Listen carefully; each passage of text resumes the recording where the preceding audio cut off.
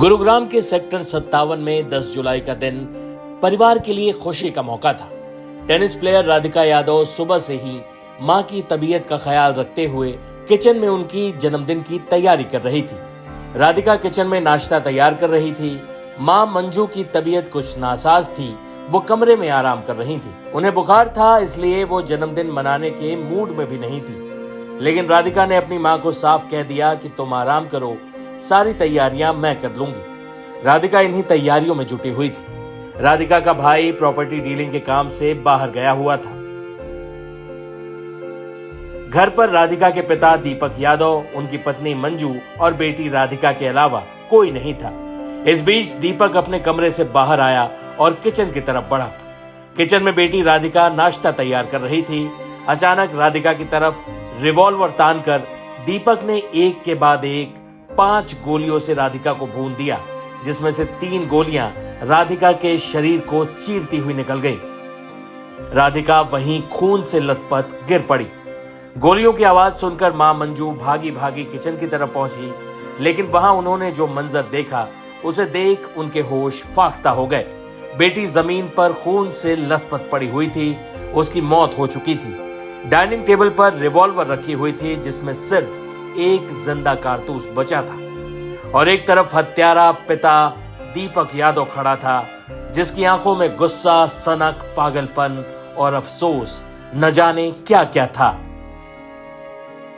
वही राधिका के पड़ोसियों को यकीन ही नहीं हो रहा कि इतनी होनहार बेटी, जो पिता की भी लाडली थी, इस तरह पिता के गुस्से का शिकार होकर मारी जाएगी। ग्राउंड जीरो से टाइम्स नाउ नव भारत के संवाददाता की ग्राउंड रिपोर्ट के साथ आपको छोड़े जाते हैं।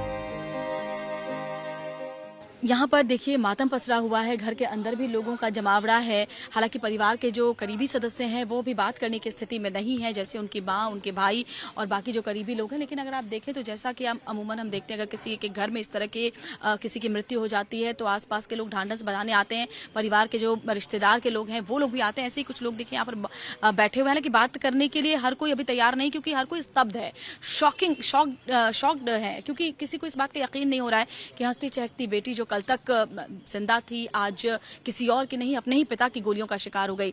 हरियाणा, आप उनके रिश्तेदार हैं? सर, भाई हैं, दीपक के भाई हैं, तो जिनके ऊपर मर्डर का आरोप है। राधिका के पिता दीपक, उनके ये भाई हैं। ये हरियाणा की अगर बात करें तो स्पोर्ट्स के मामले में तो बेटियों को आगे बढ़ाने के लिए हरियाणा जाना जाता है। हरियाणा की बेटियों ने तो स्पोर्ट्स में पूरे विश्व में देश का नाम रोशन किया है। फिर एक बेटी स्पोर्ट्स खेलने की वजह से अपने पिता की गोलियों की शिकार हो जाए, ये बात लोगों को पच नहीं रही है। सर, तो ये जो हुआ उसके पीछे की क्या वजह आपको समझ में आती है? क्या दीपक ऐसे बहुत अग्रेसिव थे, बहुत गुस्से में आ जाते थे? किस तरह का स्वभाव था? ऐसा कुछ नहीं था। तो फिर किस बात को लेकर के अपनी बेटी को, क्या बेटी के साथ काफी वक्त से रिश्ते ठीक नहीं थे? देखिए लोग ज़्यादा बात नहीं कर रहे हैं, बताना नहीं चाहते, क्योंकि ऐसा लगता है यहाँ पहुँच करके कि बहुत सी ऐसी बातें हैं जो कि निकल कर खुलकर सामने नहीं आ पा रही हैं। क्योंकि एक बेटी की अगर बात की जाए तो बेटी सबसे ज़्यादा महफूज अपने पिता के पास ही करती है। उसके अलावा किसके पास सबसे ज़्यादा सुरक्षित महसूस कर सकती है? और उसी पिता की गोलियों का अगर वो बेटी शिकार हो जाए तो फिर बहुत सारे सवाल उठने लाजमी है कि आखिर क्या वो स्थिति बनी होगी जिसमें एक पिता ने अपनी बेटी को गोली मारी होगी। सर, कुछ तो आप हैं कौन, उनके मतलब रिश्तेदार हैं? भाई। आप भी भाई? आप भी गांव से आए? आप फिर यहाँ रहते हैं? गांव से आए हैं। अच्छा, तो आप लोग को कब खबर मिली? कल शाम को। किसने बताया आप लोगों को? खबर कैसे मिली?